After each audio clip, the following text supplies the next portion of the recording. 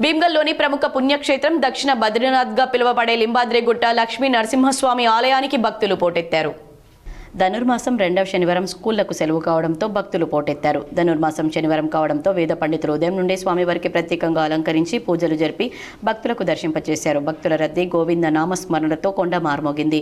శనివారం సెలవు కావడంతో భీమ్గల్ పట్టణంలోని ప్రముఖ పుణ్యక్షేత్రమైనటువంటి శ్రీ లింబాద్రి లక్ష్మీ నరసింహస్వామి ఆలయానికి భారీ సంఖ్యలో భక్తులు స్వామివారి దర్శనం చేసుకున్నారు. కోరిన కోరికలు నెరవేరుతాయని భక్తుల నమ్మకంతో కాలినడకన భక్తులు గోవింద నామస్మరణతో కొండకు చేరుకున్నారు. అలాగే నైవేద్యాలు సమర్పించుకుని స్వామివారికి సాహిత్యం సమర్పించి తీర్థ ప్రసాదాలు అందుకున్నారు.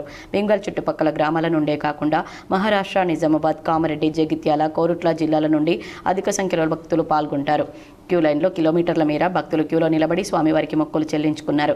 భక్తుల రద్దీ ఎక్కువ అవడంతో భక్తులకు ఎటువంటి ఇబ్బందులు కలగకుండా అన్ని సౌకర్యాలు కల్పించారు ఆలయ ధర్మకర్త నంబి పార్థసారథి.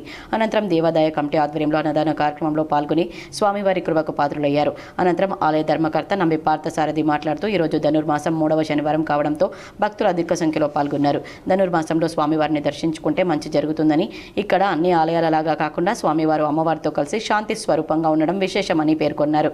స్వామివారి దర్శనానికి భక్తులు క్యూ లైన్లో అన్నసత్రం వరకు పెరిగింది. భక్తులకు అసౌకర్యం కలగకుండా సేవకుల ద్వారా క్యూ లైన్లో ఉన్న భక్తులకు త్రాగునీరు, భోజనం అన్ని సౌకర్యాలు ఏర్పాటు చేశామని ఆలయ ధర్మకర్త నంబి పార్థసారథి తెలిపారు.